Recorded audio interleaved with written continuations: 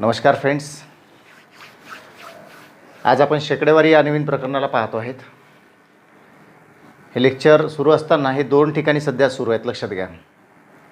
एक लाईव्ह पण सुरू आहे सध्या, जी ऑनलाईन बॅच आहे त्याच्यामध्ये सुद्धा दिसत आहेत, आणि हे सध्या रेकॉर्ड पण होत आहे. ठीक आहेत ना. त्याच्यामुळं या ठिकाणी दोन प्लॅटफॉर्म आपण यूज करतो आहेत. सगळ्यांनी लक्षात घ्या. माझ्या खालच्या साईडला मला सगळ्यांच्या प्रतिक्रिया दिसेल इथे लॅपटॉपला. हे शिकवत असताना जर कोणाला काही अडचण असेल आणि येस नो या त्यामध्ये म्हणजे या नेहमीप्रमाणे आपल्याला यामध्ये त्याची उत्तर द्यायची आहे. जर समजलं नसेल तर नाही म्हणायचं, पटलं ना. शेकडेवारी या भागाला आपण सुरुवात केलेली आहे. नीट लक्षात घ्या. याचं प्लॅनिंग काय आहे लक्षात घ्यायचं. साधारण आपण सेट जे तयार केलेले आहेत, लक्षात आलं ना. सेट म्हणतो आहेत मी, म्हणजे सरासरीच्या पुढं जशी आपली बॅच आलेली आहेत, बरोबर ना. तेव्हापासून आपण सेट ही संकल्पना वारंवार वापरलेली आहेत आणि यूज केलेले आहेत, आणि मी सुद्धा बोललेलो, बरोबर ना. चॅप्टरचे म्हणजे प्रकरणाचे सेट लावता येतात का, तर यस. म्हणजे गुणोत्तर प्रमाण, वयवारी आणि भागीदारी म्हणजे फॅमिलियर चॅप्टर आहेत, म्हणून ते आपण एकत्रपणे घेतले होते. चलन, काळकाम, नळपाणी हौद आणि काळ वेग अंतर हे फॅमिलियर चॅप्टर आहे, कारण चलनाचा भरपूर समावेश त्या ठिकाणी होत असल्यामुळं त्यांना आपण एकत्रपणे घेतलेलं आहे, बरोबर ना. एकत्र म्हणजे त्यानुसार, त्यांच्या सिक्वेन्सनुसार, बरोबर ना. आता आपल्या थर्ड नोट्समधला आपल्या गणिताच्या बॅचमध्ये जे साधारण आपण शेवटी जे चॅप्टर घेत असतो शाब्दिक उदाहरणांच्या भागांपैकी, त्यापैकी हा जो लास्टमध्ये जो आपण सेट लावलेला आहे प्रकरणांचा, तो असा आहे बघा. एक शेकडेवारी आत्ता आपण घेतो आहेत. दुसरं नफा तोटा आहेत. नफा तोटा लक्षात घ्यायचं. सूट, कमिशन, रिबेट, दलाली वगैरे वगैरे हे तिसरं चॅप्टर असेल याच्यानंतरचं, बरोबर ना. त्यानंतर आपल्याला घ्यायचं आहे व्याज. त्याच्यामध्ये सरळ व्याज आणि चक्रवाढ व्याज, आणि नंतर करव्यवस्था आणि शेअर्स लक्षात घ्यायचं, बरोबर ना. बरं, ही फॅमिलियर प्रकरणं आहेत, बरं लक्षात घ्या. सगळ्यांनी पटलं ना. फॅमिलियर प्रकरणं आहेत. खाली जे ऑनलाईन बॅचला जे अवेलेबल आहेत लोक, तुम्ही लक्षात घ्या. आता मी पाहतो तिकडे आहेत, त्याच्यामुळे तुम्हाला असं वाटेल की आम्हाला शिकवत नाहीत. सगळ्यां बॅच तुमची सुरू आहेत, लक्षात घ्या बरं. फक्त हा उद्या तुम्हाला व्हिडिओ पाहता येईल कधी पण संकल्पनेचा, त्याच्यामुळं मी रेकॉर्ड पण करतो आहे, पटलं ना. सगळ्यांनी लक्षात घ्या गोष्टी. तर काही असेल तर मी मेसेज विचारेल. सध्या आपण इंट्रोडक्शन करतो आहे प्रकरणांचं, नीट लक्षात घ्या. आजच्या या शेकडेवारीच्या पहिल्या भागामध्ये, म्हणजे आजचा पहिला जे लेक्चर आहे शेकडेवारीचं, बरोबर ना. याच्यामध्ये आपण थिअरीचा भाग पाहणार आहेत, जिथे संकल्पनांचा आपल्याला भरपूर वापर या ठिकाणी कसा करता येईल, किंवा संकल्पना नेमक्या काय आहेत ते आपल्याला शिकायचं, बरोबर ना. आपण पहिल्यापासून आपण थिअरीचा भाग पाहतो आहेत, लक्षात घ्या. डेफिनेशन पाहतो आहे. फॉर्म्युल्यावरून प्रश्न सोडविणे हे तर ठीकच आहे, निश्चितपणे ठीक आहेत, बरोबर ना. परंतु त्याच्या व्यतिरिक्त काही बेसिक संकल्पना असतात, त्या प्रकरणाची गाईडलाईन असते, बरोबर आहे. अमुक एखादं प्रकरण शिकताना ते व्यावहारिकदृष्ट्या किती महत्त्वाचं आहे हे आपल्यासाठी फार महत्त्वाचं असतं, बरोबर ना. हे शिकणे म्हणजे मूलभूत संकल्पना पाहणे आणि त्या प्रकरणाचा बेस तयार करणे, बरोबर आहे. हे लक्षात घ्या. आता शेकडेवारी हा दैनंदिन जीवनाला इतका महत्त्वाचा पार्ट आहे, बरोबर ना. रोजच आपल्या कामाला येतो, लक्षात घ्या. कळत न कळत का होईना, म्हणजे अभ्यासाचा भाग जर सोडला आपण, तर शेकडेवारी आपल्याला वेगळं नाहीत, लक्षात घ्या. म्हणजे अगदी दैनंदिन जीवनामध्ये जे काही आपण व्यवहार करत असतो त्यामध्ये शेकडेवारी हा शब्द, शेकडा, पर्सेंटेज, दर, ह्या सर्व घटकांचा समावेश आपण बोलता बोलता कळत न कळत करत असतो, लक्षात घ्या, बरोबर ना. शेकडेवारीच्या संदर्भात म्हणून ते चॅप्टरच व्यावहारिक आहे आणि सोपं आहेत, लक्षात घ्यायचं. आपल्याला एकूण एक प्रकरण सेट करत असताना आणि शिकत असताना हेच पाहिलं पाहिजे की उद्या जर मला नफा तोटा शिकायचा आहे, शेअर शिकायचा आहे, परंतु त्याच्या आधी मला बेस तयार करायचा आहे, तर मग कुठल्या माध्यमातून होईल, तर तो शेकडेवारीच्या माध्यमातून तयार होईल, बरोबर ना. म्हणून शेकडेवारी महत्त्वाचं झालं या ठिकाणी, लक्षात घ्या. हे सर्व आपल्याला या ठिकाणी पाहायचं असतं. मुद्दाम हा विषय याच्यासाठी आपण प्रस्तावनेमध्ये घेतो आहेत की शेकडेवारीची उदाहरणं पाहणं म्हणजे प्रकरण क्लिअर करणं. तिथं आपण पाहणारच आहेत नेक्स्ट लेक्चरमध्ये, बरोबर ना. व्हाय मीन्स रिझन, कारण. आपल्याला कारण चेक करायचं की नेमकं शेकडेवारीचं जे प्रक्रिया आहेत, हे चॅप्टर कुठल्या बेसिसवर काम करतं, याची सिस्टीम काय आहे ते शिकणं म्हणजे बेस शिकणे, बरोबर ना. उद्या आपण नफा तोटा पाहणार, बरोबर आहे. नंतर आपण सूट, कमिशन, रिबेट पाहणार. ते घेण्याच्या आधी हे का घ्यायचं आहे, कारण हे बेस आहेत, लक्षात घ्या. कारण नळ पाणी हौद, जसं काळ वेग अंतर, हे चॅप्टर शिकण्याच्या आधी चलन नावाची संकल्पना आपण क्लिअर केली होती. सेम थिंग या ठिकाणी सुद्धा तीच आपल्याला घ्यायचं, बरोबर ना. आलं की लक्षात. बेसिक टू ॲडव्हान्स हा जो प्रवास आहे आपला गणित शिकण्याचा, बुद्धिमत्ता चाचणीमध्ये सुद्धा जो आपण अप्लाय करतो, सेम आपल्याला तसंच पाहिजे आहे. हा शेकडेवारी जो आज आपण सुरू करतो, अतिशय सोप्या संकल्पना आहेत, लक्षात घ्या. फार मोठी थिअरी पण नाही त्याच्यामध्ये, पटलं ना. मी तुम्हाला तर सेंड करेल बॅच झाल्यानंतर. फार मोठी थिअरी पण नाही त्याच्यामध्ये, अगदी सोपं प्रकरण आहेत. आपल्याला उदाहरणं सोडविताना त्याची कॅटेगरी सेट करता येते, पटलं ना. 100%. 100ला कसं वापरायचं, 1ला कसं वापरायचं, इक्वेशन बेस्ड क्वेश्चन कुठले आहे, फॉर्म्युला बेस्ड क्वेश्चन कुठले आहे, बरोबर ना. म्हणजे कुठे मी एक्स घ्यायचा, कुठे मी 100ला यूज करायचं. जसं चॅप्टर लागेल, जसं चॅप्टर प्रकरण भेटेल आपल्याला, त्यानुसार आपण शिकतो आहेत, लक्षात घ्या, बरोबर ना. म्हणजे कामाचं उदाहरण शिकलो तर आपण त्या ठिकाणी चलनाचा वापर केला, भागाची संकल्पना यूज केली. व्यवहारी अपूर्णांक जेव्हा पाहिलं होतं तेव्हा एक पूर्णत्वाची सुरुवात 1 आहे म्हणून तेव्हाच म्हटलं होतं, आठवत असेल तर तुम्हाला, की fractions convert into percentage and percentage convert into fraction ही एकमेकांशी पूरक अशी संकल्पना आहेत, लक्षात घ्या. तेव्हा आपण शिकलो होतो, बरोबर ना. म्हणजे व्यवहारी अपूर्णांक शिकत असताना तेव्हा आठवण करून दिली होती की याची गरज आपल्याला शेकडेवारीमध्ये पडणार आहेत, आणि आज त्याची प्रचिती येईल तुम्हाला. प्रकरण खूप इझी आहेत, पटलं ना. पुन्हा सांगतोय, याच्यापेक्षा नफा तोटामध्ये जास्त संकल्पना येऊ शकतात उदाहरणं सोडविताना, मात्र इथे तसं नाहीत. इथे एक स्ट्रक्चर ठरलेलं आहे. शेकडा काढता येणे आणि शेकडा काढला पाहिजे, काढता आला पाहिजे, यासाठी जे काही लागतं ते आपल्याला आज पाहिजे, पटलं ना. अतिशय मूलभूत संकल्पना आहेत आजच्या लेक्चरमधल्या, असं खूप मोठं नाही, पटलं ना. बेसिक आहेत. शेकडा कोणालाही काढता आला पाहिजे, परत सांगतोय. तर त्यासाठी आपण एक आपला प्रयत्न करतो आहे. शेकडेवारी हे प्रकरण आपलं पाहतोय. याच्यामध्ये व्याख्या आपण पाहणार पहिल्यांदा. तर व्याख्या कुठली आहे, तर पहिली ही शेकडेवारीची व्याख्या आपल्याला पाहिजे. शेकडेवारी म्हणजेच काय, तर शतमान, लक्षात घ्या, शतमान. आता शतमान म्हणजे काय, असा अपूर्णांक ज्याचा छेद 100 आहेत. नीट लक्षात घ्या, ज्याचा छेद किती आहे, 100 आहेत. चांगलं लक्षात घ्यायचं. मी जे बोलतो आहेत ना सविस्तर, याच्यावर बरंच काही डिपेंड आहेत, लक्षात घ्या. शेकडेवारी म्हणजे ज्याचा छेद 100 आहेत अशी संकल्पना, असा एक अपूर्णांक म्हणजे शेकडेवारीमध्ये त्याचं व्यक्त करणे होय, बरोबर ना. किंवा अमुक एखादी गोष्ट जी पर्सेंटेजमध्ये आपल्याला व्यक्त करायचं आहे, मग ती लोकसंख्या असेल. बरं, शेकडेवारीवर उदाहरणं कुठले येतात, शेकडा गुण किती भेटले, शेकडा वाढ किती झाली, शेकडा घट किती झाली, शेकडा उत्पन्न किती झालं, शेकडा पर्सेंटेज म्हणजे मार्क्स किती पडलेले आहे, बरोबर ना. ह्या सर्व गोष्टी आपण शेकडेवारीमध्ये समाविष्ट असलेल्या पाहून येतात, बरोबर आहे. प्रश्न येतात, ते कंबाईन असतील, राज्यसेवा सीसॅट असतील किंवा क्लास 3 असतील, कुठल्याही लेवलचे एक्झाम पहा. शेकडेवारीचा मूलभूत जो गाभाभूत घटक आहे तो नाही बदलत, प्रकरणाची जी सिस्टीम आहे ती नाही बदलत. बदलतं काय, तर उदाहरणाची लेवल बदलते. याच्या पलीकडे काही होतं का, नाही, बिलकुल नाही, बरोबर ना. म्हणून आपल्याला ह्या गोष्टी समजून घ्यायच्या. असा अपूर्णांक ज्याचा छेद 100 आहे, म्हणजे फॉर एन एक्झाम्पल, जर मला या ठिकाणी 45% जर दर्शविण्याची गरज पडली तर मी असं दर्शविणार 45/100, 100 पैकी 45, बरोबर ना. असा त्याचा अर्थ झाला, म्हणजे 45%. टक्का हा जो सिम्बॉल आहे हा टक्क्याचा, तो दर्शविण्यासाठी किंवा 45% दर्शविण्यासाठी. मग 45% म्हणजे काय, तर अमुक एका भागाचे म्हणू किंवा वस्तूचे म्हणू, घटकाचे म्हणू, जे काय असतील, लक्षात घ्या, ज्याच्या संदर्भात उदाहरण असतील त्यानुसार, म्हणजे त्यापैकी त्याचे 100 समान हिस्से पाडले. चांगली संकल्पना, लक्षात घ्यायचं. मग विचारेलच तुम्हाला. फॉर एक्झाम्पल आपल्याला 1 लाख रुपये आहेत, लक्षात घ्या, बरोबर ना. 1 लाख रुपये दिलेले आहेत. याचे 100 समान तुकडे पाडले आपण, 100 समान तुकडे पाडले तर एक समान भाग 1000 रुपयाचा होईल. आता 1000 म्हणजे त्यापैकी झाला 1%, बरोबर ना. 100 समान भाग पाडले, कुठलीही असेल, लक्षात घ्यायचं. 100 समान भाग जे असेल ते लक्षात घ्यायचं.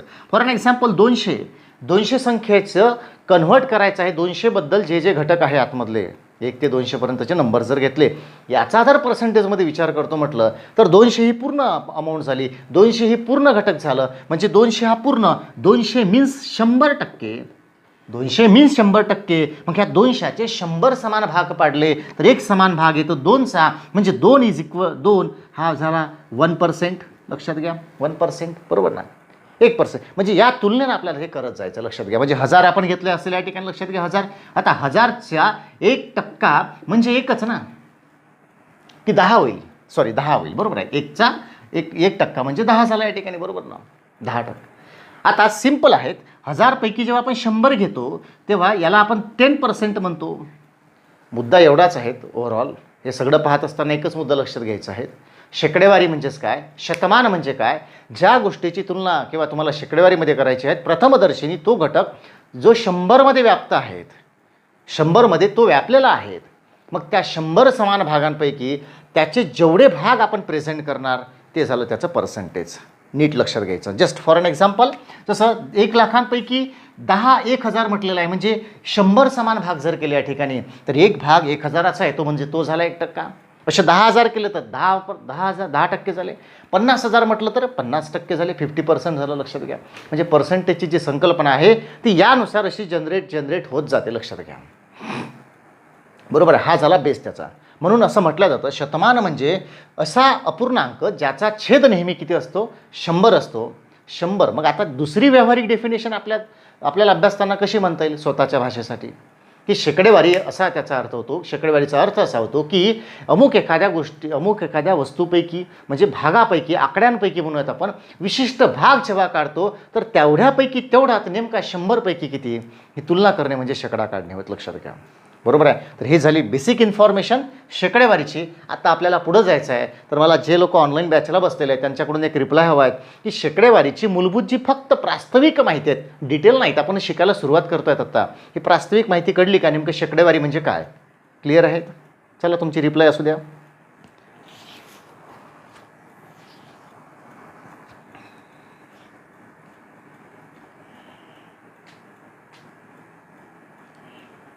चालेल. Very good. चालेल, काय अडचण नाहीत. तुम्हाला थिअरी येऊन जाईल. फक्त आत्ता बोर्डवर जे घेतो आहेत त्याच्याकडे चांगलं लक्ष द्यायचं तुम्हाला. ठीक आहेत ना? अतिशय सोपा भाग आहेत. आपण ह्या भागाची सुरुवातच केलेली आहे. नीट लक्षात घ्या. एक पॉईंट लक्षात घ्यायचं आहे. ठीक आहेत ना? आणि मी काय बोलतो आहे त्या बोलण्याकडे पण लक्ष असू द्या. चला, पुढचा जो भाग आपण पाहणार आहेत आता लक्षात घ्या. प्रॅक्टिकली उदाहरणं सोडत असताना नीट लक्षात घ्यायचं. नेक्स्ट लेक्चरमध्ये जे काही चॅप्टरचं गमक असं असतं, जेव्हा सुरुवात होते, प्रस्तावना होते, त्यामध्ये जेवढं शिकल्या जात नाही त्याच्यापेक्षा जास्त शिकल्या जातं उदाहरण सोडत असताना. सेम त्याच्यामध्ये आहेत. लक्षात घ्या. काही प्रकरणांचं वैशिष्ट्य असं असतं की उदाहरणं सोडवताना जेवढं शिकायला मिळत नाही त्याच्यापेक्षा जास्त शिकायला भेटते इंट्रोडक्शनमध्ये. जसं भागाची संकल्पना काय आहेत हे व्यवहारी अपूर्णांकामध्ये शिकायचं झाल्यास तर ती प्रास्ताविकतेमध्ये चांगलं क्लिअर होतं. बरोबर आहे, उदाहरणापेक्षाही, कारण डायग्राम वगैरे आपण काढत असतो. हे लक्षात घ्या. असे बरेचसे प्रकरण आहेत. बरोबर ना? रेल्वेचे उदाहरणं सोडत असताना सापेक्ष वेग आहे, नेमकं कुठलं पॅटर्न वापरायचा, काय वापरायचं, हे उदाहरणं सोडविताना समजून घेण्यापेक्षा इंट्रोडक्शनमध्ये समजून घेतलं तर अधिक चांगलं समजतं. मात्र शेकडेवारीमध्ये किंवा अजून असे काही बरेचसे प्रकरणं असू शकतात की ज्या प्रकरणाचं खरं मर्म म्हणतो आपण त्याला, दमदार मॅटर म्हणू, संकल्पना म्हणू, ते उदाहरणं सोडताना जास्त समजतं. त्या टाईपचं हे चॅप्टर आहेत. इंट्रोडक्शनमध्ये याच्यामध्ये फार असं मोठं येत नाहीत. पटलं ना? उदाहरणं सोडताना आपल्याला लेवल कळतं. 100 कुठं यूज करायचा, इक्वेशन कसं सेट करायचं, सेम नफा तोटामध्ये सुद्धा ह्या गोष्टी आपल्याला जाणवतात. पटलं ना? तर हे सोपं आहेत. जाऊयात आपण पुढे. तर आता आपण शिकतो आहेत अपूर्णांकाचे रूपांतर किंवा अपूर्णांक आणि शेकडेवारी. अपूर्णांक आणि शेकडेवारी याचा जवळचा संबंध आहे हे लक्षात घ्यायचं आहे. मी तेव्हाच बोललो होतो तुम्हाला, फ्रॅक्शन कन्व्हर्ट इंटू पर्सेंटेज आणि पर्सेंटेज कन्व्हर्ट इंटू फ्रॅक्शन्स. याचा अर्थ काय आहे चांगलं सविस्तर लक्षात घ्यायचं आहे. नेक्स्ट लेक्चरमध्ये उदाहरणं अप्लाय करताना त्याचे पॅटर्न आपण ठरवून घेऊयात. नेमकं असं आलं तर कसं सोडवायचं, याची स्ट्रॅटेजी काय असतील, 100ला कसं यूज करायचं, 1ला कुठे यूज करायचं, एक्सला कुठे यूज करायचं. बरोबर ना? एक्झाम वाईज याच्या लेवल बदलत जातात. आपल्याला त्या सध्या एक्झाम डोक्यात घेऊन नाही, आपल्याला बेस तयार करायचा असल्यास ह्या गोष्टी लक्षात घेणं गरजेचं आहे. लक्षात घ्या. आता कुठल्याही वस्तूचे 100 समान भाग पडले. आता काय बघा ना, फ्रॅक्शो मीन्स तुकडा, लॅटिन वर्ड, तेव्हाच बोललो होतो ना. Some part out of total part. लक्षात घ्या. एक तुकडा आहे हा, लक्षात घ्यायचं. तुकडा हे केव्हाची संकल्पना? व्यवहारी अपूर्णांकांची. लक्षात घ्यायचं. म्हणजे व्यवहारी अपूर्णांकांचा जेव्हा आपण घटक पाहिला तेव्हा एक विशिष्ट तुकडा म्हणजे हा याच्या पेनाचा. आता पेन काय झाला, 100% पार्ट झाला. लक्षात घ्या. त्या पेनापैकी एक विशिष्ट भाग मी काढला तेव्हा तुकडा झाला. आणि फ्रॅक्शनमध्ये आपण बोललो होतो some part out of total part. बरोबर ना? Some part out of total part हे आपण पाहिलं होतं या ठिकाणी. आता त्याच भागाची प्रचिती आपल्याला पर्सेंटेजमध्ये येऊन जाते. बघा हा काय आहे, तर हा एक पूर्ण आहे, complete part, that is complete part. एक पूर्ण तो सेंटीमीटरमध्ये किती आहे डझंट मॅटर. 1 एक आहे तो. लक्षात घ्या, एक. परंतु पर्सेंटेजमध्ये मी जेव्हा बोलेल 100%, right, whole parts, that means 100%. पूर्ण आहेत ना तो, म्हणजे 100% झाला. बट यामधला मी एवढा बाहेर काढला तर त्या भागाच्या स्वरूपात आणि व्यवहारी अपूर्णांकांच्या तुलनेत जर विचार केला तर काही विशिष्ट तुकडा मी बाहेर काढलेला आहे, भाग बाहेर काढलेला आहे, लक्षात घ्या. पर्सेंटेजच्या हिशोबानं जर विचार केला तर या पूर्ण पर्सेंटेज म्हणजे होल पार्टपैकी एका 100% भागापैकी एक विशिष्ट पार्ट मी बाहेर काढलेला आहे, लक्षात घ्यायचं. जस्ट फॉर एन एक्झाम्पल, हे जर 100, जस्ट फॉर एन एक्झाम्पल, फक्त पर्सेंटेज काढण्यासाठी बरोबर हे 100 सेंटीमीटर आहे. आता तो नाही आहेत पण जस्ट ते गृहीत धरूयात 100 सेंटीमीटर आहेत. 100 सेंटीमीटर घेऊ आपण, त्याला पटलं ना. मग 100 सेंटीमीटरपैकी हा जो पेनाचा एवढा भाग काढला, हा 20 सेंटीमीटर आहे, बरोबर ना. मग 100पैकी हा 20 सेंटीमीटर जर बाहेर पडला उदाहरणार्थ, तर 20% झाला तो, बरोबर ना. म्हणजे असे 20-20चे 5 सेट याच्यामध्ये बसू शकतात. अतिशय मूलभूत संकल्पना आहेत, उदाहरणं सोडवण्यासाठी एवढ्याच फक्त माहीत पाहिजे, म्हणजे मोठी मोठी उदाहरणं जे आहेत ना ते आपल्याला टॅकल करता येतात. लक्षात आलं. सो आपल्याला पर्सेंटेज वगैरे हे जे पाहायचं आहेत ते यासाठी महत्त्वाचं मित्रांनो, व्यवस्थित लक्ष द्यायचं आहे. आणि हा जो भाग आहे हा याचप्रमाणे तुम्हाला चांगला सविस्तर समजून घ्यायचा आहे. ओके.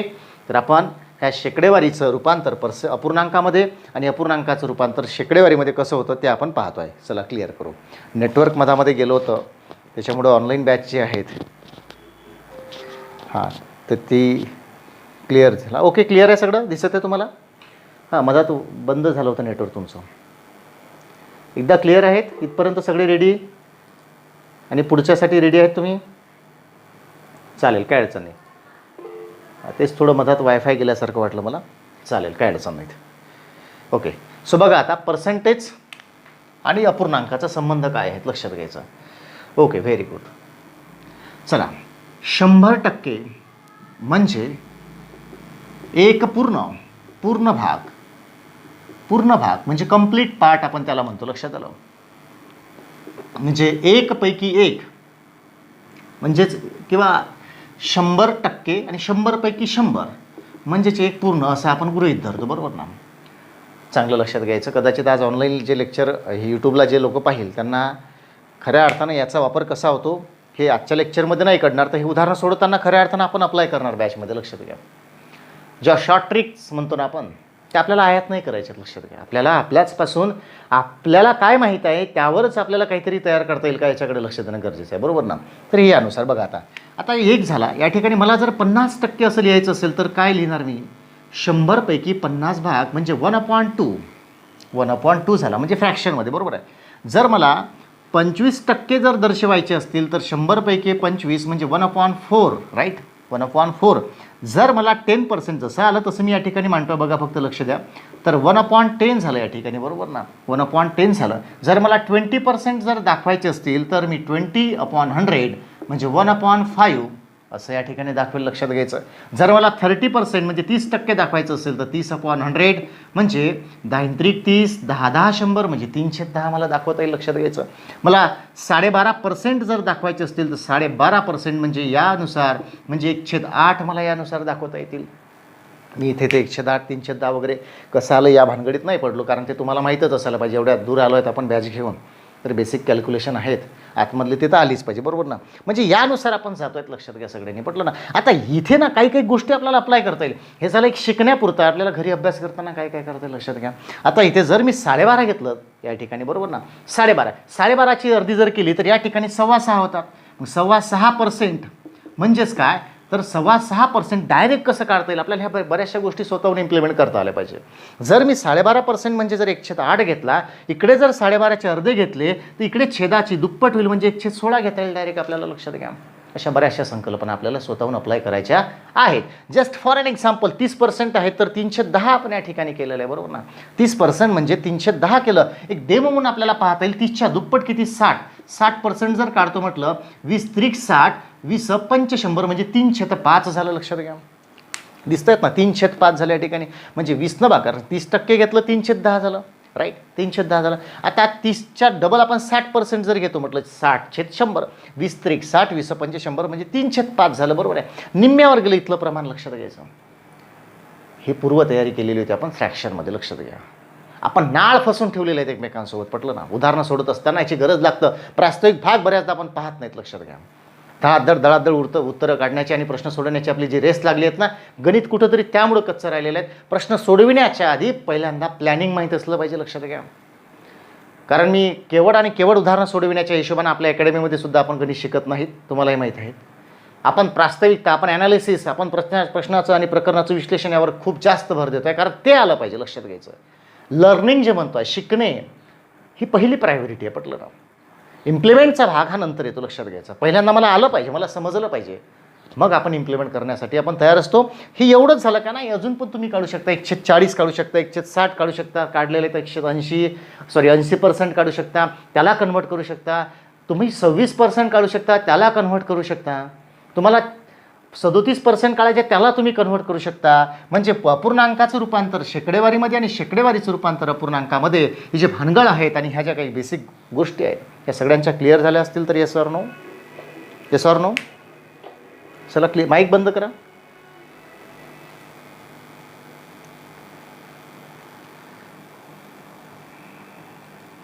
चला, व्हेरी गुड. चला, व्हेरी गुड.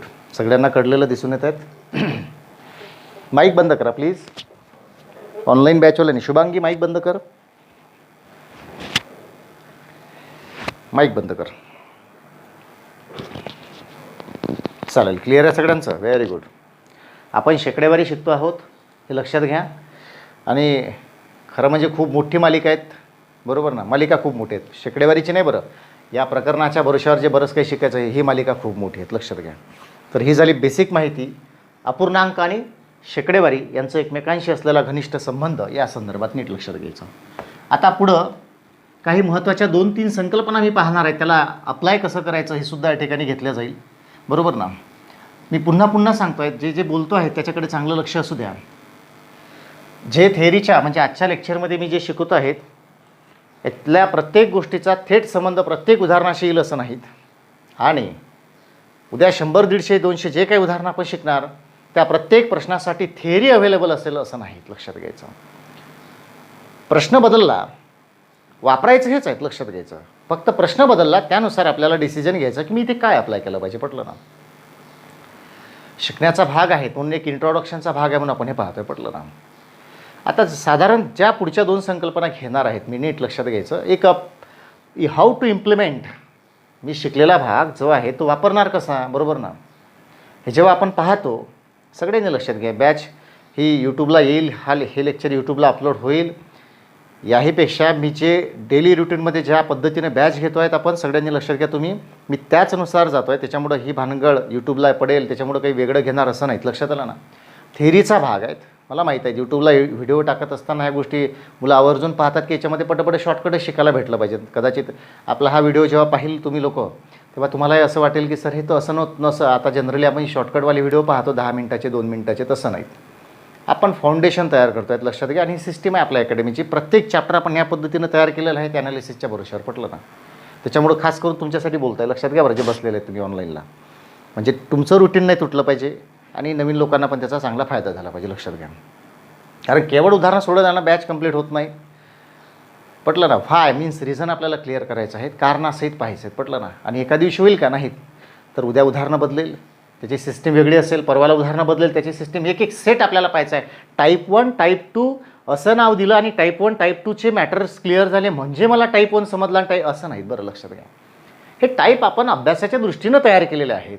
नस ओळखायच्या प्रश्नांची, की प्रश्न जरी बदलला तरी माझ्याकडे त्याची गाईडलाईन तयार असली पाहिजे. तर हे केव्हा होईल? आपल्या मूलभूत संकल्पना चांगल्या असतील तर, व्हाय क्लिअर असेल तर, रिझन क्लिअर असेल तर, आणि 100% जे चॅप्टर आपण शिकतो आहोत, पटलं ना, त्याचं इम्प्लिमेंटचा जो भाग आहे अंमलबजावणीचा, तो चांगला क्लिअर असला पाहिजे, लक्षात घ्या. आता शेकडेवारी म्हणजे कठीण नाहीत, व्यावहारिक जीवनाशी आपला खूप जवळचा संबंध आहे त्याच्याशी. पटलं ना? तर आता पुढं जे घेतो आहे, जस्ट एक उदाहरण आपण पाहिलेलं असतं, लक्षात घ्या. मी परत सांगतो आहे कारण मला माहीत आहे तिथे काही बंधनं येतात. टाईप 1, टाईप 2 घेतलं तर आत्ताचं मुकडं होऊन जातं. 2 घ्यायचे, 2 उदाहरणं नाही घेता येत नाहीत, लक्षात घ्या. मी एक प्रकरणाची गाईडलाईन तयार करतो. अभ्यास करताना नेमकी स्ट्रॅटेजी कुठली असली पाहिजे याचा एक मोठा बेनिफिट तुम्हाला लक्षात घ्या, बरोबर ना? आपण साधारण यूट्यूबला सुद्धा टाकलेलं आहे आणि बॅच चालू करत असताना ऑनलाईन असेल ऑफलाईन आपण पहिलं लेक्चर घेत असतो, अंकगणित अभ्यासक्रम विश्लेषण नावाचं, जे यूट्यूबला पण आहेत, लक्षात घ्या, बरोबर ना?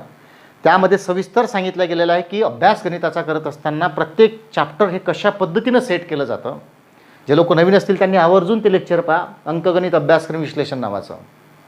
मी आपल्या ॲपवर सुद्धा आता लिंक सोडलेली आहे त्याच्यामुळे तुम्ही तिथूनही पोहोचू शकता. तुम्हाला पाहायची गरज नाही कारण तुम्ही पाहिलेलं असेल. पण ज्या लोकांना माहीत नाही, एक प्लॅनिंग लक्षात येतं की खरंच गड्या आपण अभ्यास करताना नेमकं कसं करत होतो आत्तापर्यंत. आणि तिथे ते लक्षात येतं की चॅप्टरची नस एकमेकांशी कशी फसलेली आहे, काय नातं आहेत घनिष्ठ त्यांचं, पटलं ना. काय आधी शिकलं पाहिजे म्हणजे उद्याचं क्लिअर होईल. या गोष्टी कळल्या पाहिजे विद्यार्थ्यांना त्यांना. कारण आपला या स्पर्धा परीक्षेचा जो भाग आहे, क्षेत्र आहे, हे असं टाईमपास करण्याचं नाही किंवा वेळ गमावण्यासारखं सुद्धा नाही. इथे एकदा केलेली गोष्ट आपल्याला खूप दिवसापर्यंत टिकून ठेवायची आहेत कारण नोकरीवर लागायचं, पटलं ना. तर क्लिअर आहेत. तर आपण आता एक संकल्पना अशी पाहतो, इथे काही बेसिक फॉर्म्युले परत सांगतो. तसे फार फॉर्म्युले आपल्याला वापरायचे नाही, जस्ट थोडे फॉर्म्युले आपल्याला इम्प्लिमेंट करायचे. त्या भागाकडे मी जातो आहे, नीट लक्षात घ्यायचं.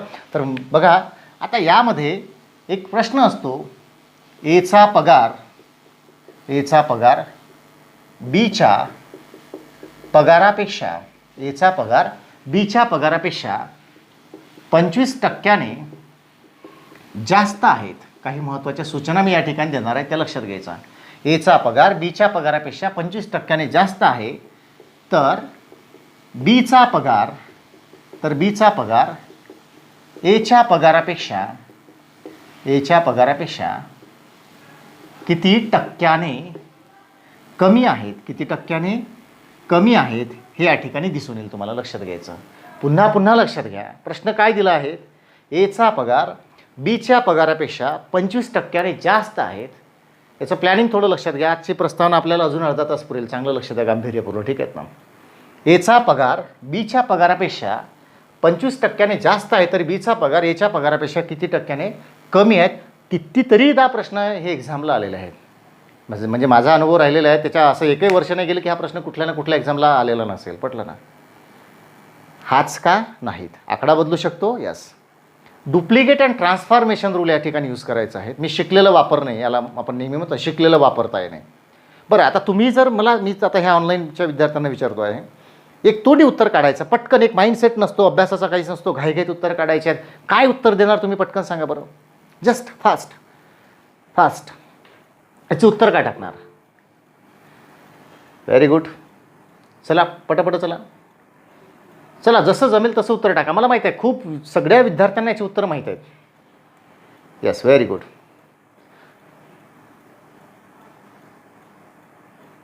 येस,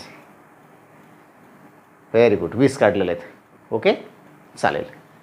परंतु बऱ्याच वेळा असं वाटतं की एचा पगार बीच्या पगारापेक्षा 25% कमी आहेत, म्हणून बीचाही पगार एच्या पगारापेक्षा जास्त आहे, तर याचा पगार तेवढ्यानंच कमी असेल असा एक ग्रह बनतो. तसं नाही, ॲज इट इज होईल का नाहीत. हा प्रश्न सर्रास पुस्तकामध्ये, महाराष्ट्रातल्या कुठल्याही पुस्तकामध्ये याचा नमुना म्हणून, अशा प्रश्नांचा नमुना म्हणून, एक ट्रिक्स म्हणून, एक फॉर्म्युला म्हणून कुठल्याही पुस्तकामध्ये याला अप्लाय केलं जातं. तुम्ही पाहिलेलं आहे. आपल्याला त्यासाठी म्हणून नाही शिकायचं आहे. आपल्याला टाईप 1 टाईप 2 म्हटलं ना मी तुला, ही भानगड डोक्यात घेऊन यायचं आहे. डुप्लिकेट अँड ट्रान्सफॉर्मेशन रूल, पटलं ना. उपयोजनात्मक आपल्याला पाहायचं, म्हणजे मी शिकलेलं वापरता कसं येईल, पटलं ना. हा पार्ट, हा जो शिकतोय आपण, हा वापरता कसं येईल. आता लक्षात घ्यायचं, एक फॉर्म्युला दिला असतो, कितीने कमी आहेत, कमी म्हणजे कमी झालेलं आहेत. त्यासाठी आपल्याला 2 फॉर्म्युले वापरायचे आहेत. लक्षात घ्यायचं. इथेच मी थोडं एक हा झाला क्वेश्चन आणि साईड बाय साईड दुसरासुद्धा लिहून देतो, फक्त लक्ष द्या. नंबर 1ला आता थोडं प्लॅनिंग चुकलं, कारण मला असं वाटलं एकच घ्यायचं, पण आता दुसरा पण याच ठिकाणी लिहितो आहे. थोडं मन लावून लक्ष द्यायचं आहे, पटलं ना. आता दुसरा जो क्वेश्चन आहे तसा लिहितो आहे. एचा पगार बीच्या पगारापेक्षा 25% कमी आहेत, 25% कमी आहेत, तर बीचा पगार एच्या पगारापेक्षा, आता बीचा पगार एच्या पगारापेक्षा किती टक्क्याने जास्त आहेत. हे 2 क्वेश्चन आहेत या ठिकाणी मांडलेले आहेत, कारण दोन्हीही एकमेकांशी संलग्न आहेत. लक्षात घ्यायचं. आता प्रश्न असा आहे, फॉर्म्युला माहीत आहे तोपर्यंत ठीक आहे, चांगलं रिसर आहे का बरं. पुढचे पॉईंट फार जास्त नाहीत, पण एक जो महत्त्वाचा भाग आहे, जो रेग्युलर पार्ट आहे, ह्या क्लास 3 कंबाईनपर्यंत बऱ्याचदा विचारला गेलेला आहे, विचारला जाईल आणि भविष्यातसुद्धा, पटलं ना. मी परत सांगतो आहे, हे शिकलं म्हणजे प्रकरण सॉल्व्ह झालं असं नाही, कारण प्रश्न बदलले उद्या तर संकल्पना बदलेल. एक जिथे काही अप्लाय आता हे आहे ठरलेलं म्हणून घ्यायचं आहे, बस बाकी काहीच नाही.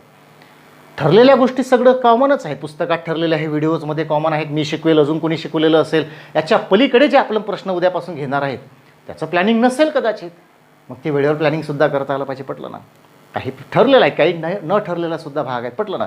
तर आता या ठिकाणी 2 फॉर्म्युले अप्लाय करायचे असतात, नीट लक्षात घ्यायचं. म्हणजे साधारण कुठला, जर कमी हा जो एक कॉन्सेप्ट येतो त्यासाठी फॉर्म्युला वापरला जातो x% upon 100 plus x% into 100 वाला, हा पहिला फॉर्म्युला. दुसरा, जर कितीने जास्त आहे म्हणजे जास्तसाठी जर विचारला असेल तर त्यासाठी असतो x% upon 100 minus x% into 100 वाला फॉर्म्युला लक्षात घ्यायचा.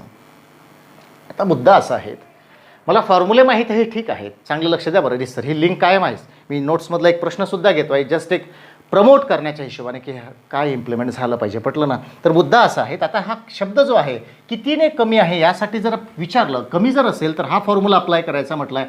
मग एक्स म्हणजे काय, पर्सेंटेज म्हणजे 25 अपॉन 100 प्लस 25 इंटू 100 मी हे अप्लाय केलेलं आहे. पटलं ना? मी असं शॉर्टकट बिटकट नाही म्हणणार याला, हा माझा शॉर्टकट आहे नाही. अरे पुस्तकात आहे, ते सगळ्या ठिकाणी लपलेलं आहे ऑलरेडी. ही संकल्पनाच आहेत, बरोबर ना?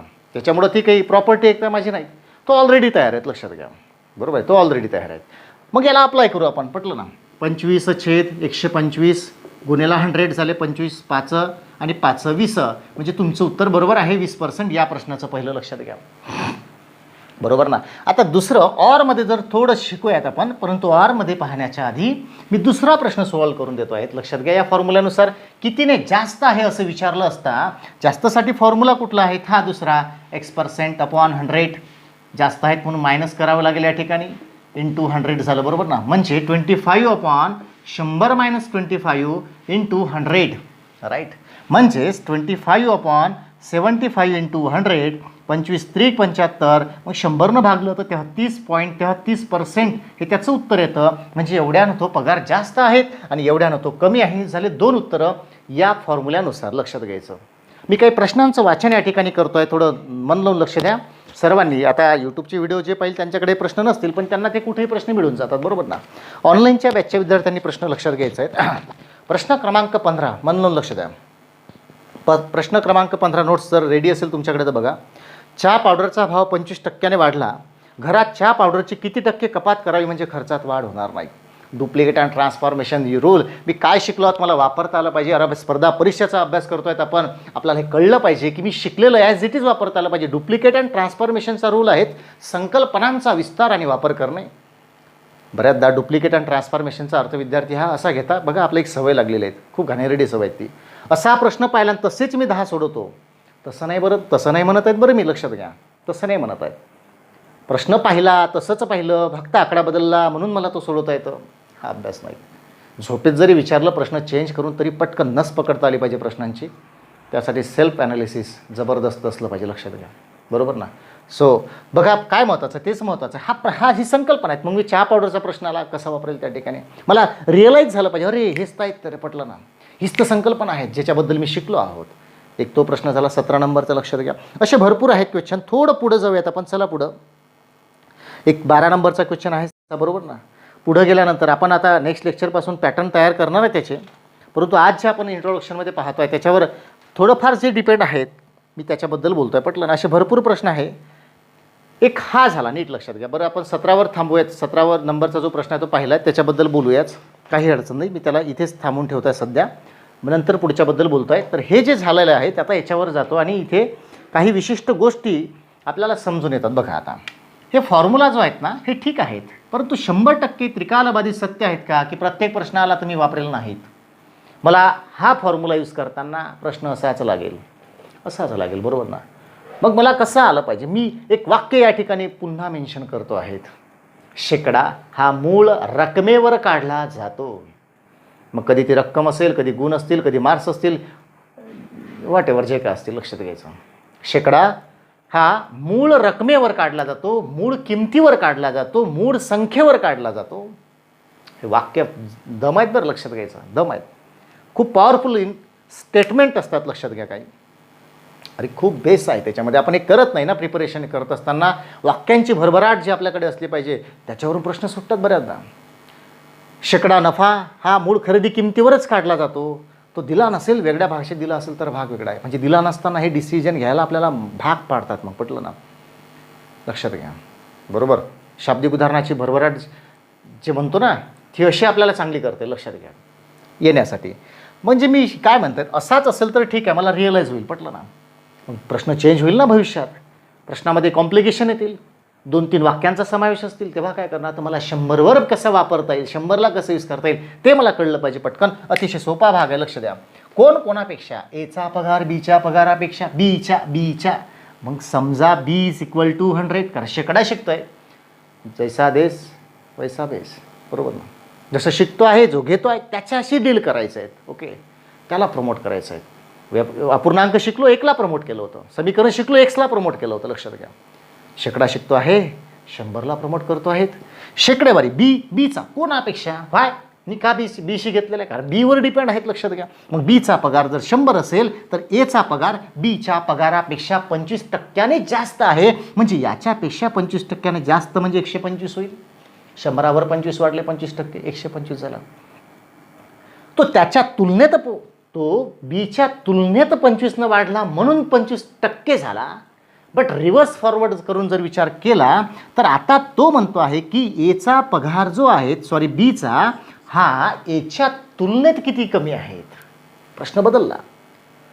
हे लक्ष द्या, हे याच्याकडे लक्ष नका द्या. फॉर्म्युला मी मानत नाहीत, लक्षात घ्या. लिमिटेशन आहेत त्याच्यामध्ये, फॉर्म्युल्यामध्ये लिमिटेशन आहे. तो असाच आला तर मी सोडेल आनंदगडे, बरोबर ना, नेहमीसारखा. बरं आलं, प्रश्न बदलला तर मला 100 वापरता नाही आले तर, बरोबर ना, मग मी 100ला वापरायचं, लक्षात घ्या. 100चं इम्प्लिमेंट पाहायचं आहे, कारण बदलणार आहे. तुम्हाला परत सांगताय, आपण एका क्लास 3च्या लेवलला जर शिकत असेल तर ठीक आहे, हरकत नाही, पाठांतर करून टाका. चांगले प्रश्न टॅकल करायचे आहेत. राज्यसेवा, UPSC, CSAT आहे, कंबाईनच्या एक्झाम आहे, CDS असतील, SSC असतील, ह्या लेवलचे जर प्रश्न आपल्याला टॅकल करायचे पाहिजे आहे तर तुम्हाला गाभाऱ्यात जाऊन असा प्रश्न शोधता आला पाहिजे, संकल्पना शोधता आली पाहिजे, बरोबर ना.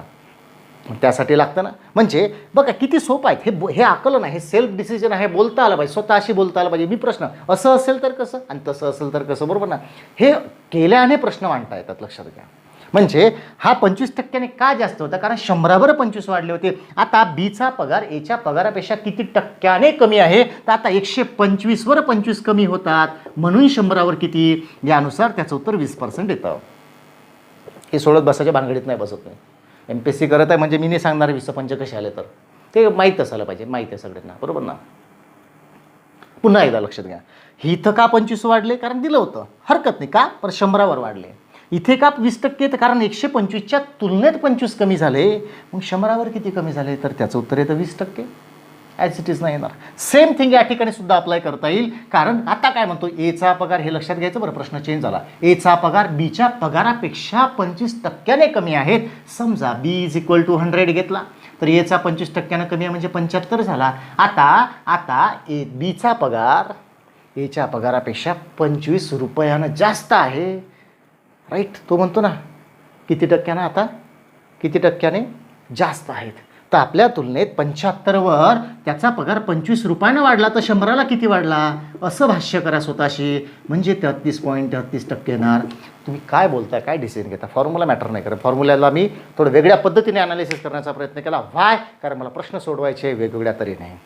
Is that clear? सगळं समजलं या ठिकाणी, ॲनालिसिस समजलेलं आहे, ही संकल्पना क्लिअर झाली. चला उत्तर टाका पटपट. याचं डुप्लिकेट अँड ट्रान्सफॉर्मेशन रूल कशाला म्हणतात हे पुढच्या एका उदाहरणातून, 1-2 उदाहरणातून स्पष्ट करतो आहे, आणि आजचं लेक्चर या ठिकाणी संपवून जाईल, लक्षात घ्या. चला पुढं. परफेक्ट.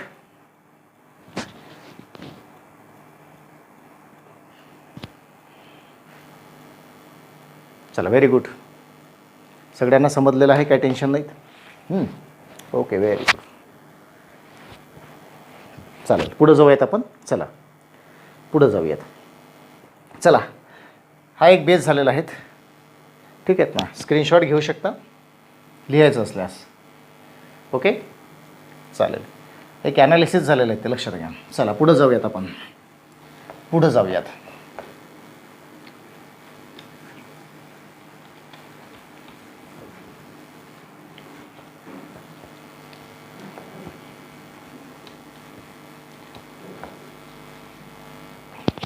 चला पुढचं एक उदाहरण घेतो आहे, सगळ्यांनी लक्षात घ्यायचं. खऱ्या अर्थानं प्रास्ताविक संपलेलं आहेत, अजून बरंच काही शिकण्यासारखं आहेत, परंतु उदाहरणं परत्वे शिकायचं आहे ते लक्षात घ्या. साईड बाय साईड प्रश्न कसा मांडायचा, वेगवेगळे नमुने आपल्याला पाहिजे आहेत सेकंड लेक्चरमध्ये. तर आज हे जे शिकलेलं आहोत त्याच्यासाठी एक उदाहरण मी या ठिकाणी लिहितं बघा. चहा पावडरचा भाव 25% वाढला.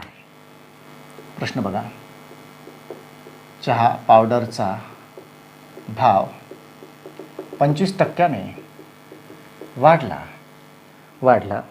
घरात चहा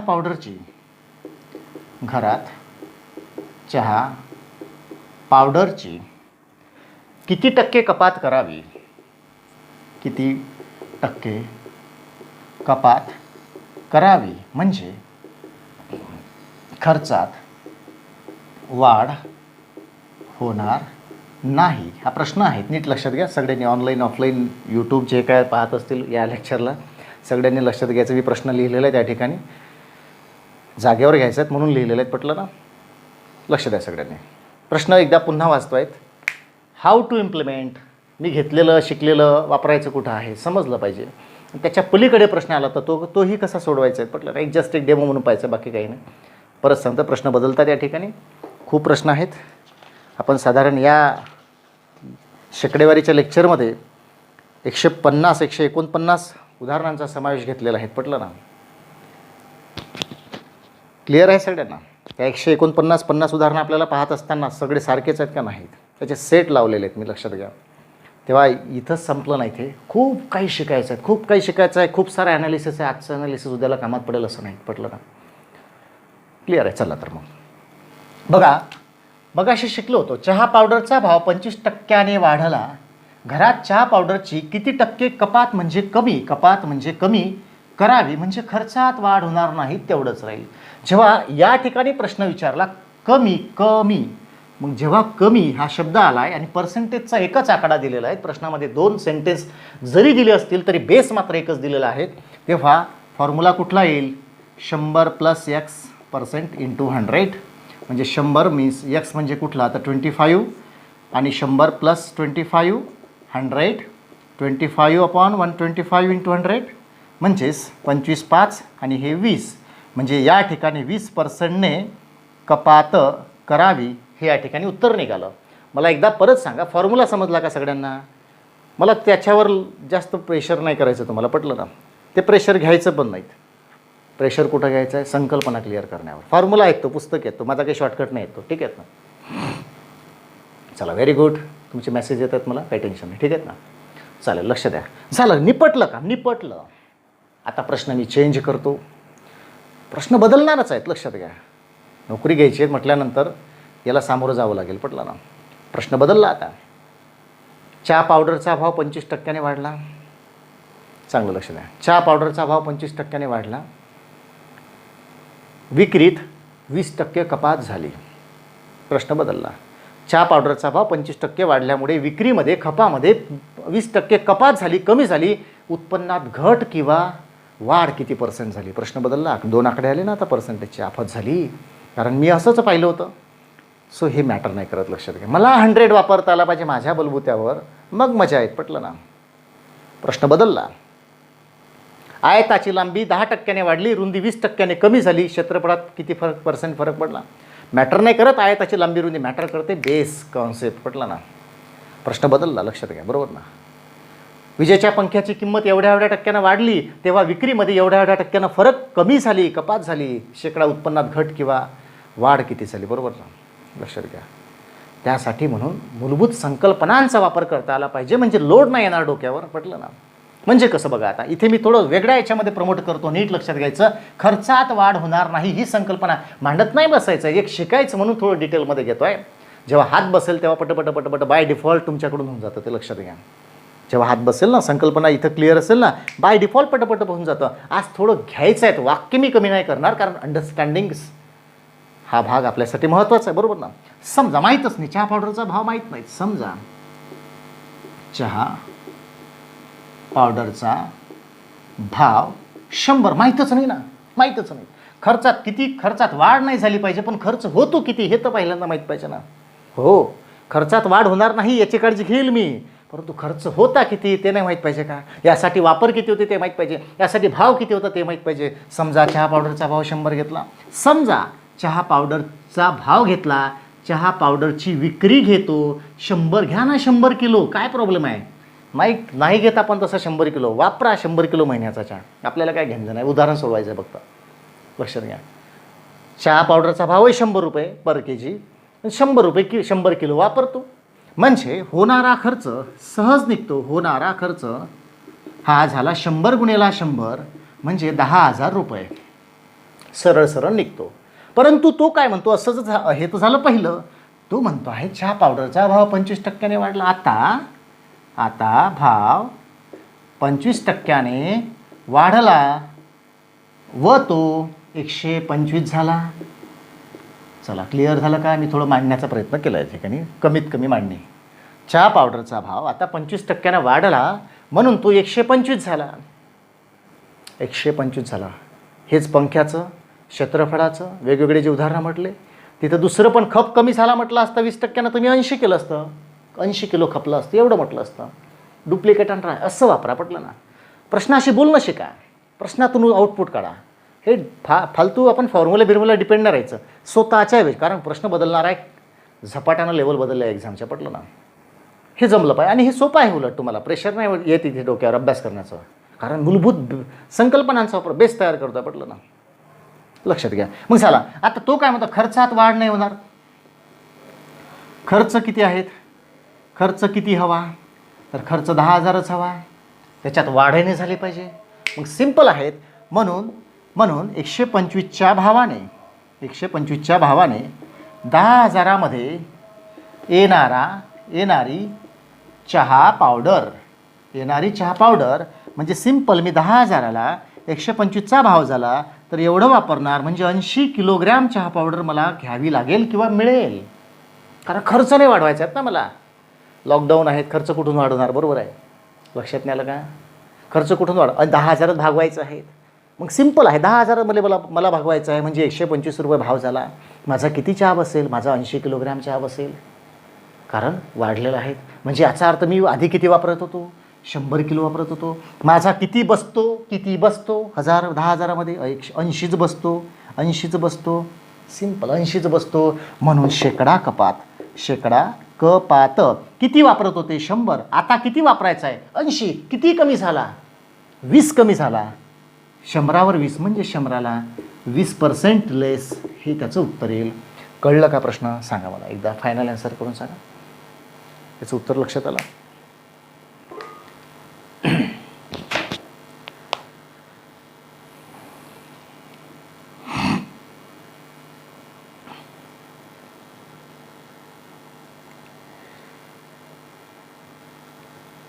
सिम्पल, व्हेरी गुड. बरं, सगळ्यांनी लक्षात घ्यायचं आहे, सगळ्यांनी ऑनलाईन ऑफलाईन जे काही लोक बसलेले आहेत त्या ठिकाणी सगळ्यांनी लक्षात घ्या, पटलं ना. हा जो पार्ट आहे शेकडेवारीचा आहे, लास्टमध्ये एक सूचना लक्षात घ्यायची आहे. हे झाली इंट्रोडक्शन, शेकडेवारीचं पहिलं लेक्चर. ओके, पहिलं लेक्चर. इथे काय घेतलेलं आहे, फक्त इन्फॉर्मेशन घेतलेली आहे चॅप्टरबद्दल. प्रकरणं नाही सोडवले आपण, ठीक आहे, उदाहरणं नाही सोडवले, फक्त इन्फॉर्मेशन. ही इन्फॉर्मेशन आहे कसं वापरायचं, शेकडेवारी म्हणजे नेमके कशी असतात आणि स्वतःशी बोलणं काय, उदाहरणाचं ॲनालिसिस काय. नेक्स्ट लेक्चरपासून या 150 प्रॉब्लेममध्ये आपण पाहणार आहेत. याच्यामध्ये कुठले टाईप कसे सेट करायचे, साईड बाय साईड कसं मांडायचं, मागच्या शिकलेल्या प्रत्येक प्रकरणाला पुढं आणून कसं शिकायचं, पटलं ना. स्वतःची प्रॉपर्टी नाही वापरायची आहेत आपल्याला. म्हणतो ना आपण, बँकांचा पैसा वापरून बिझनेस उभा केला पाहिजे. स्वतःचा पैसा आणणार कुठून आणि असणार तरी किती असणार, पटलं ना. बिझनेसवाल्यांची स्ट्रॅटेजी काय असते, बँका आपल्यासाठी आहेत, बँकेचा पैसा मी वापरेल आणि मग मोठा बिझनेसमॅन बनेल. बिलकुल पॉसिबल आहे, पण चांगलं प्लॅनिंग करावं लागेल त्याला, बरोबर ना. अभ्यासामध्ये फार स्वतःला प्रेशर घेऊन अभ्यास करण्यापेक्षा ना, मी शिकलेलं माझ्याकडे जे आहे त्यालाच वापरता आलं पाहिजे, किंवा जे मी मागे शिकलो त्यालाच वापरता आलं पाहिजे. उगाच डोकं वापरणे आणि वेळ घालवणे आणि टेन्शनमध्ये नाही, याच्यात काही मतलब नाही, पटलं ना. कारण फ्रॅक्शनची मदत या ठिकाणी लागते, कॅल्क्युलेशनचा स्पीड जबरदस्त लागेल, बरोबर आहे, आकलनाचा भाग चांगला लागेल. समीकरण आपण शिकलो तर समीकरणाचे कौशल्य इथे पणाला लावा. एकूण एक जे शिकलेली गोष्ट आहेत ती इथे अप्लाय करायची आहेत, पटलं ना. मग झालं प्रकरणं एकमेकांवर डिपेंड का असते याचं कारण तुम्हाला भेटेल. हो गड्या, ते शिकलो म्हणून हे सोपं झालं, पटलं ना. तर शेकडेवारीचं पहिलं लेक्चर होतं, हे लक्षात घ्या सगळ्यांनी. यामध्ये इंट्रोडक्शन झालेलं आहे. उद्या नेक्स्ट लेक्चरमध्ये आपण पाहणार आहेत याचे प्रत्यक्ष प्रॉब्लेम कसे सोडवायचे ते. तर क्लिअर आहे सगळ्यांना? चालेल, ओके. So thank you.